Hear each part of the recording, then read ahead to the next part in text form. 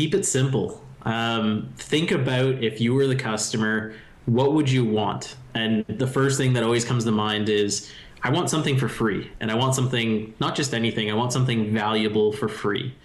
So probably one of the most popular funnels that we will roll out for any small business is really very simple. It's offer something free of value, not just a free coupon or anything like that. It's here's some really awesome information, or here's some really awesome content.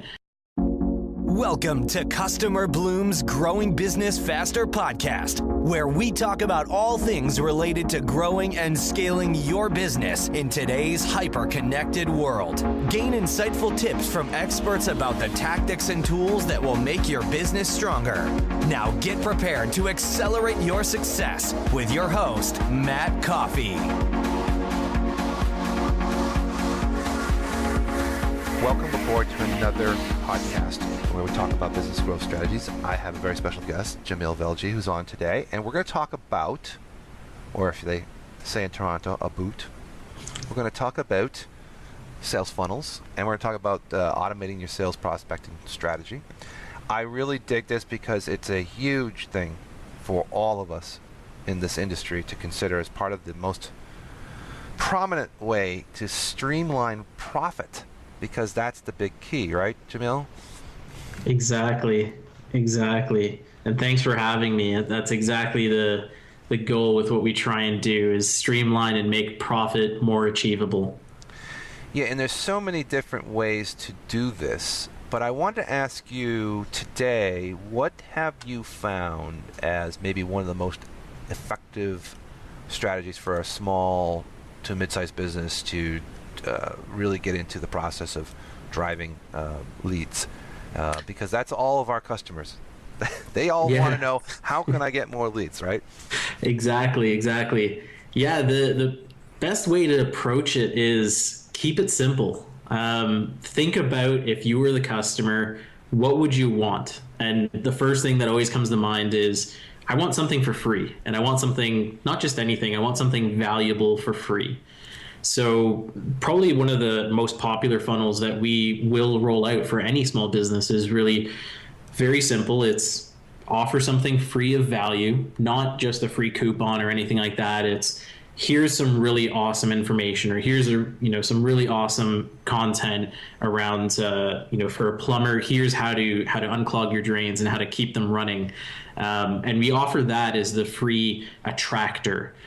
From there, it's basically awesome. You like that content? Well, why don't you opt into our email list? We'll send you a lot more of that.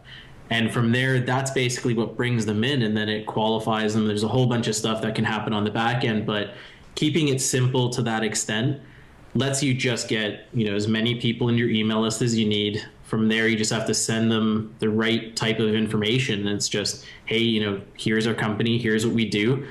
If you have a need for our services, here's all our contact info, and just contact us at any time. And we take that simple approach with a lot of the companies that we work with, and it does work as long as you build that relationship in a really valuable way. And I understand that. I had a conversation yesterday about someone who does social selling, and I found that was interesting. But this sort of true and tried methodology of getting an email list and getting it engaged, getting a good direct copy and getting it through the wickets. So let's say we start with a company like Lime Leads, right, where you can go and buy a list, an email list. So let's say I want to buy a list of all the spine surgeons in the 100-mile radius of my office. Now we put together an email with those people in there. We send out the email with an offer that might be like, hey, we'll take a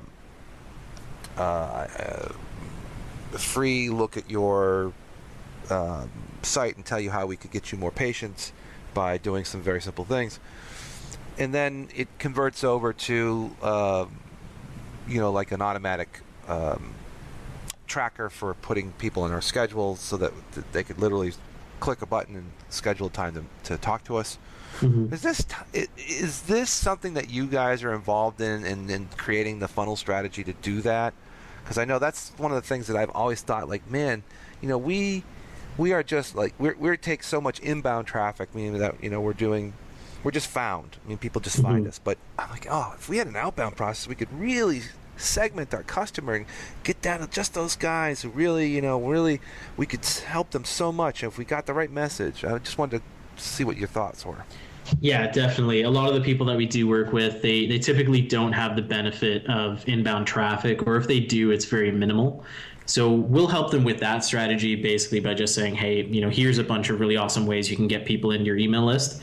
But where we really focus on is the idea of going outbound, whether it's by email or advertising or whatever the case, and going after that targeted set of people. So when we do something exactly like what you described, where we'll get a list of certain people that we want to get in touch with, we'll leverage all the different ways that you can actually get in touch with them through advertising and everything else in order to pull them into that funnel. So it's not just email outbound, it's, Google has Customer Match now. You can upload that email list and run advertising either through search or display ads. You can do Facebook's Customer Match. I think they call it Custom Audience. So the exact same thing, just upload an email list and you can run Facebook ads. You can do the same thing on Twitter, upload another email list, and basically you're just getting in front of them everywhere they go. And if you really want to, you can be a bit creepy and put that list into LinkedIn and try and connect with them on LinkedIn as well. No, please don't do that anymore. No, I'm just kidding. Do that. You guys can do that who are out there who are listening. Go ahead and contact us on LinkedIn. So, I'm laughing because this is exactly what I literally had this parallel discussion yesterday, and I said, this social selling is. So let me explain. Let me peel it back a little bit, and maybe you can help me. We get a lot of inbound leads because we're traditionally been known as an SEO company. So we get a lot of people finding, they'll search, SEO in New Jersey, and we come up number one on the maps. And great, call us. But to me, it's a random caller. So we'll get a person who's a roofing guy, and then we'll get a manufacturing company, then we'll get a flooring company, then we'll get a doctor, so it will be more interesting, right, if we said, okay, let's take 100,000 contacts that are in, let's say, Lime Leads or wherever you get your email database. Let's map as many as we can into their social profiles, right? So let's go map up, like in Facebook, Exact Match or whatever, and Twitter, wherever and then just like you just said. Now let's say our list is maybe down to like 50,000. Okay, of those 50,000 that are all matched up, now let's quadrant it down to a geo-targeted like search, and then let's run a geo-targeted strategy that's based off of their criteria that matches our lead profile in these social channels, and then build them back into a touch campaign, and then run them back into our funnel, which would be an offer plus a potential to have an appointment through an online calendar type of thing. Is this something that you see as the more common thing to do?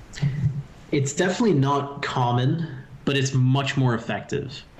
Right. There's a lot of companies out there that kind of just look at lead volume as a number, and they're just like, we want to hit that lead volume, we want to get above this threshold. But what they don't look at is the whole picture of, you may get 1,000 leads every single month, but maybe you're only converting 100 of them. It's not a great conversion rate. It's not super bad, but if you could generate 500 leads and get the same conversion rate, get the same number of people converted, doesn't that make a lot more sense?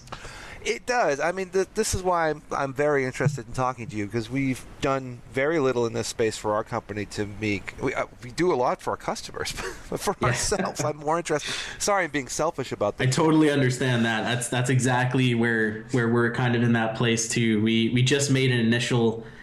It was really just a test. So yesterday I had a bit of free time, and I thought, free time, and I kind of just thought.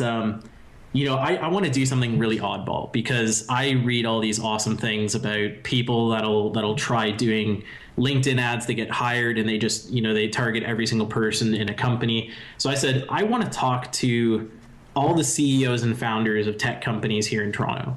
And I don't just want to talk to them. I want to grab a beer with them. So what I did was I basically grabbed that list from LinkedIn. There's a bunch that I was connected to, and then I scraped a couple through some other tools that we have. And I just built that custom audience on Facebook, and I uploaded it to Twitter, and I did the same thing on Google. And I just have this ad running, which is a picture of me with kind of like a, pointing out to them. And the text is just, I want to grab a beer with you. Click here to get more info. And the click-through rate has been staying consistent at over 40% for the last 4 or 5 hours that it's been running full throttle. We have like 100 clicks, and we've actually booked 6 calls where we're going to go out and we're going to grab a beer with these guys and just brainstorm and just network and connect. But absolutely awesome as a lead generation model, because these are our exact customers. We're going to get in front of them in a medium where it's not all about business. It's a bit more about creating that relationship. And the value of these targets is unreal, because these are much larger companies where they're kind of just interested in the way that you did it, much more so than what you have to offer. But it's a great in. Well, it's very true. And I always wonder a couple of different things. I always wonder how people get my email address. Like really randomly, all of a sudden, like someone will show up in my email box. It'll be like a blog guy or a funnel guy or a applications guy or whatever. Like it's like someone random shows in my mailbox every day, and I'm thinking, I must be on a list someplace. You know what I mean? Like someone's. Not that it really bothers me, but I'd say, 98% of the time, I just don't even look at it. But there are the 2% of the time that people get through, and I just assume that like this is the business, right? This is the business of then that 2% of the people who get through, somehow are in my Twitter follower, and they're also in my Facebook lead gen, and they're also in my LinkedIn. So inevitably, I'm like, what is it? Who? I keep seeing this guy about this mobile application thing. Like, why is he? Where is this? What does he want? And then all of a sudden, we have a conversation with a company in Manhattan about doing a mobile application. It's that guy who initially probably did the same funnel model, and I'm thinking, man, we got to do this. And it's a good thing to consider. I mean, the funny thing is we do this for our clients all the time. I mean, we're literally doing, Facebook targeting and LinkedIn stuff, and we just don't do it for ourselves because we're so pounded with inbound. Yeah. And I guess you're right. We're blessed as for now. But I had this conversation yesterday about social selling, and I think this is really where it's ending up being, right? It is.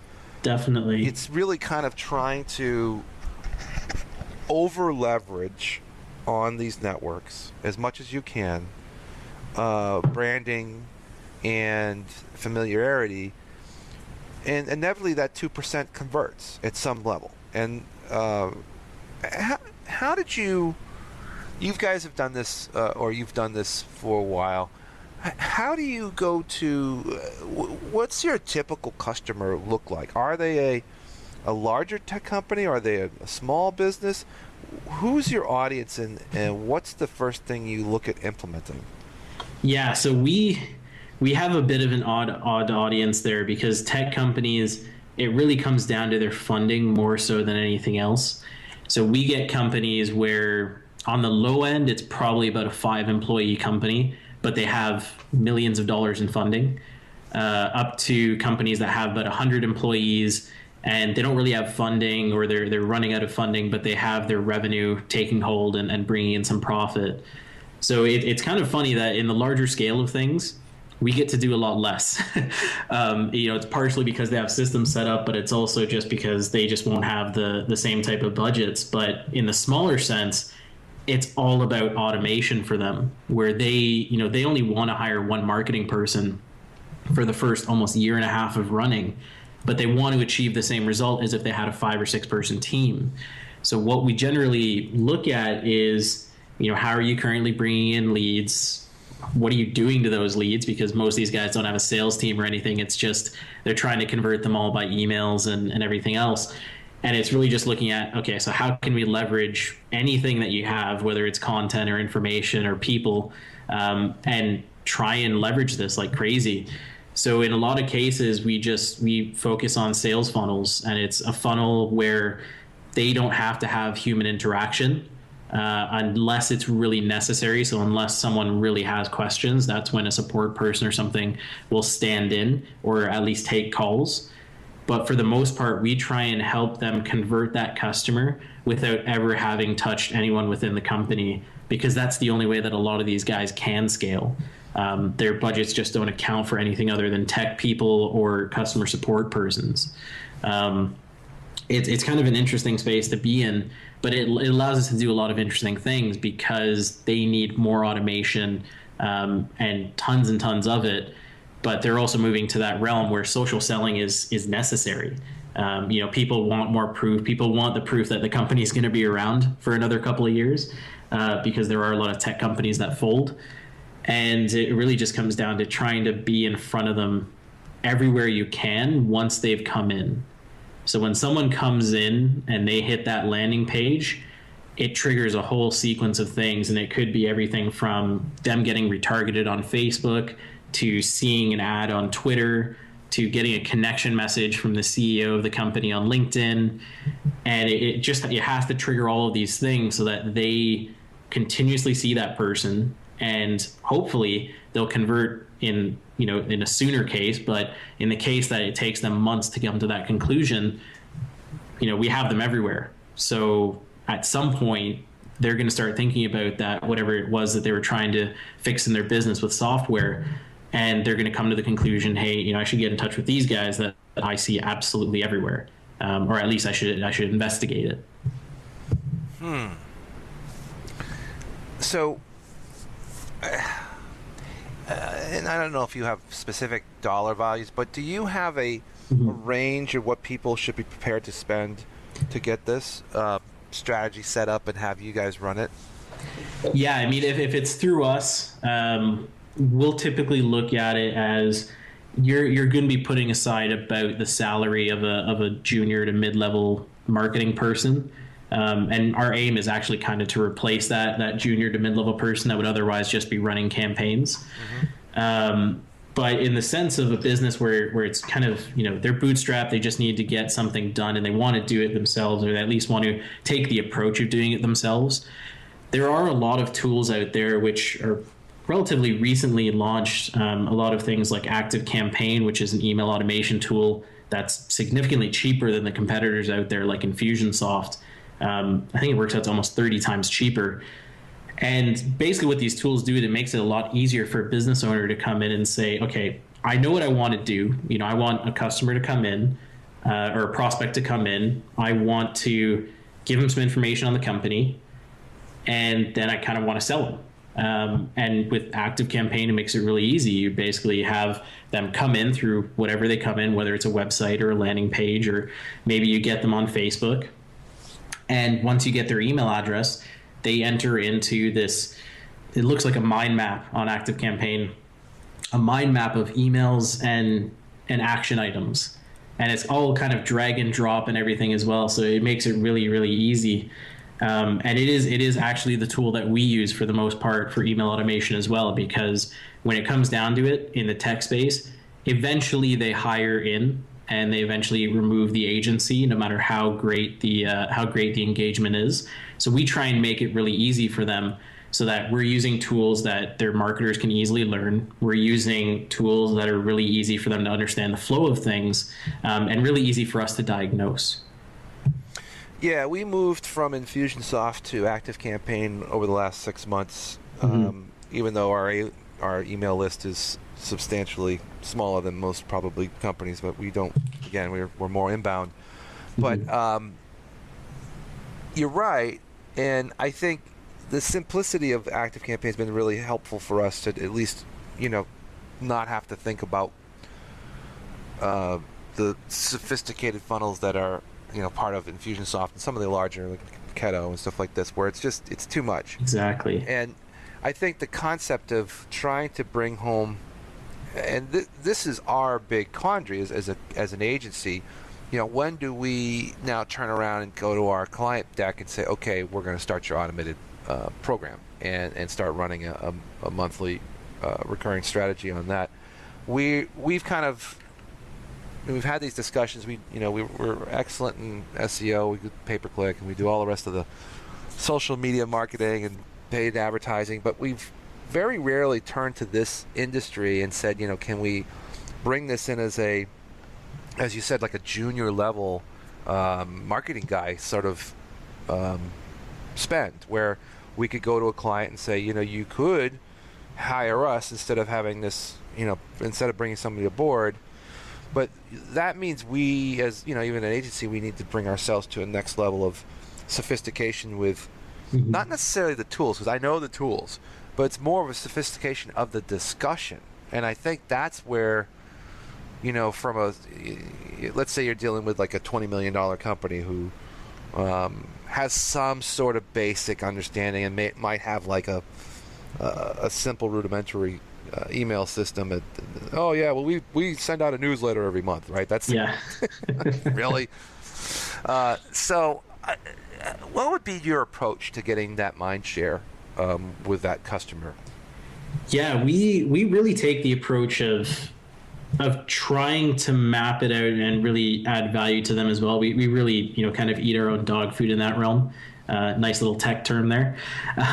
But basically, we'd approach it and say, you're already doing this. Here's kind of the realm of where businesses in your industry are moving. What I want to give to you is, let's take an hour. Let's map out what it could look like if we were to help you with an automated funnel, or if we were just to look at what other people in the industry are doing. And I'll literally spend an hour on the phone with them on screen share and map it out. I just use a tool called X Diagram for Mac. I think it was $9. And I use that to map out exactly what it would look like. So from when a customer comes in or when a lead comes in, what you'd want to do in an ideal sense, and what the bigger guys in the industry are usually doing if they're more tech savvy. And I'll literally just walk them through that. And at the end of that, they'll usually have a really good understanding of, why we call it a funnel for the first part. A lot of companies just, they don't, you say funnel, they don't know what it is. But then they'll also understand why it's in place. So a lot of times they'll look at it and say, okay, yeah, our sales guys don't do that. Or we are dropping a lot of leads there that probably could be improved. And I'll get those comments like 50 to 60 times throughout a 1 hour session easily. And at the end of it, it's basically, here's your plan. I can send you a PDF of it, but if you actually want us to help you with it, let me know. I'm happy to have a discussion on how that could work and how we'd come in and be able to build out this process for you. That's really the way that I like to approach it. For the most part, we're in a space where it's very technical. I mean, sales funnels and automation and everything like that, it's relatively technical. So what it really comes down to is you have to build in that knowledge and education piece on the front end so that the business owner can actually understand, like, okay, this is what I'm paying for, this is why, and here's how it'll impact the business. And in a lot of cases, in those initial calls, we're walking through some revenue numbers and numbers of leads and things like that. And we identify that just by implementing a nurturing sequence or just by implementing a better way to keep track of leads, they're usually saving about 40 or 50% of the leads that they'd otherwise have dropped, which could mean 2xing their revenue just by implementing a system.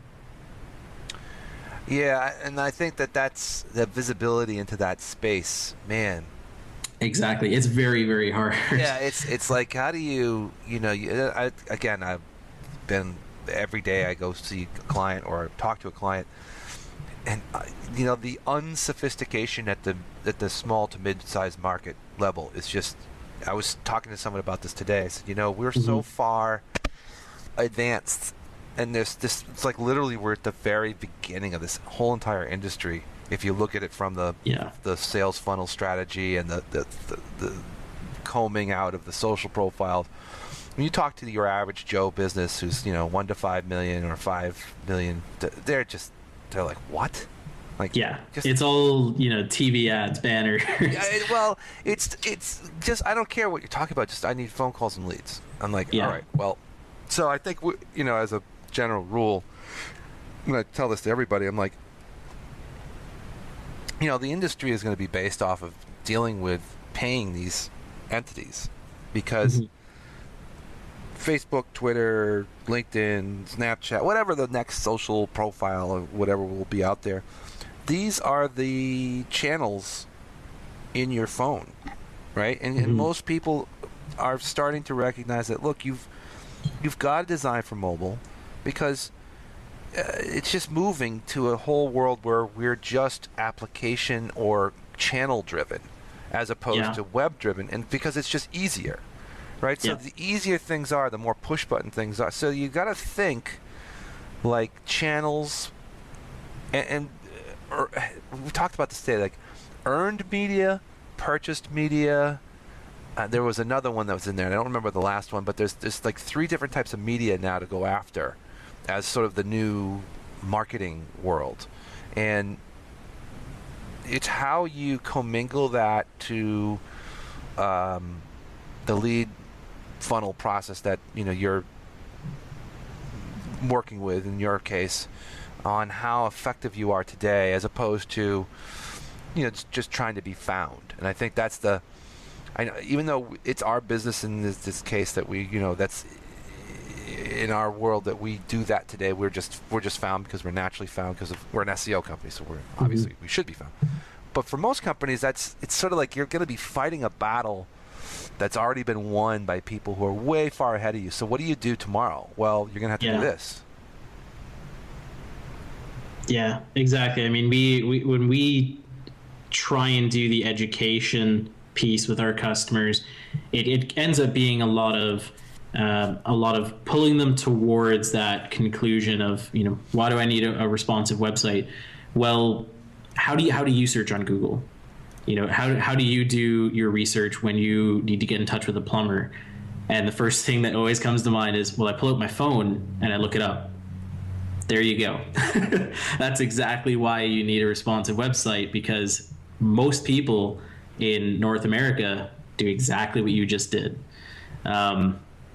It's very experience-based education that you kind of have to go out there with, but it really is, everything's moving towards mass personalization and behavioral-based personalization, and the guys who are already doing it are definitely way ahead of the pack, but it only gets more complex as you go, which is unfortunate. Which I mean, that's definitely some of the things that Google and Facebook are working on with a lot of the rollouts that they're after. But they're just, they are just making things more and more complex, because advertisers and businesses in the space are trying to make things more personal, less mass mail spammy, and it's becoming a very technical and complex age, which is kind of where we're in, which is it's interesting. Definitely the day-to-day in terms of new innovation and the way that you can do things is there's always something new. But it does just, sometimes when you think back at it and you just look at it, it boggles the mind just how complex things can get. We've been looking at some consulting businesses and the way, because a lot of them use Infusionsoft.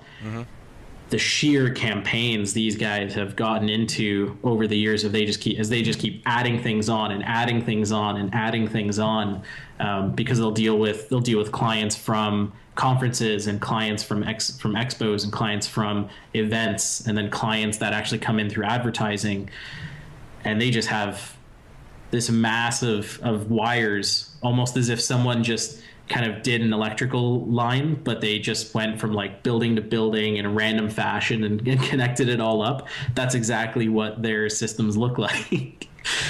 But hey, I mean, if it works and if you can make it simple, which is what we really try and do, you can still make it work just as well as the big guys. You just have to make it work well for you and the way that your business needs to run. Yeah, 100%. So let's talk about what are you up to? Is there anything you'd like to talk about that would, where people can find you, or where you'll be? So I know that you've got a book out, and there's other things that obviously are part of your world. Can you maybe give us a little 1 minute right now? Definitely. I'm not sure the book's really going to help anybody, but what I have done in the realm of social selling, we really drove into it quite a bit, And what I did is I put together a training video on how to leverage LinkedIn for social selling. And it's a free training video. If you go to therainmakermethod.co, you can get that for free there. It's about a 45-minute training video. Dives right into exactly how businesses, and especially businesses in the B2B space, can leverage LinkedIn as an absolutely awesome selling tool. It works wonders for us. But actually, to get in touch with me, you can connect with me on Twitter. Jamil Velji, all together is one. And for my business, if you want to get in touch, it's easyautomatedsales.com. We have a lot of really awesome content there around behavioral marketing and Facebook automation and some of the things like that. Just random thoughts and tidbits as we build out campaigns and as we do things. We like to note some of the findings there. Great. Awesome, man. It was awesome to talk with you. I'm just so fascinated with this world, and we're just beginning our engagement with our clients and with ourselves as well, trying to get involved. But I'll probably circle back with you anyways. I'm just excited about this space as a place for everyone to sort of look at the next level of their marketing strategy. Definitely. I absolutely appreciate you having me. It's been really fun having a chat about it. Very few people I get to talk about the complexities of automation and funnels. Good, man. Awesome. Well, we'll see you in the next, hopefully we'll see you in our Facebook funnel, our Facebook feed at some point maybe, right? Definitely. All right. Definitely. Take care, Jamil. All right. Have a great one. If you're prepared to grow your business even further, then join CustomerBloom's Adventure Mastermind in Paradise, or CAMP, for digital agencies and online marketers from May 2nd to May 4th, 2016 at the gorgeous Villa Amor in Sayulita, Mexico. The benefits are limitless as you gain unparalleled insight through mastermind workshops, new perspective through community connections, and insider knowledge from the real-world experience of speakers and other attendees. Log on to CustomerBloom.com now and click the camp link to get started on a life-changing journey guaranteed to accelerate your business and your mind.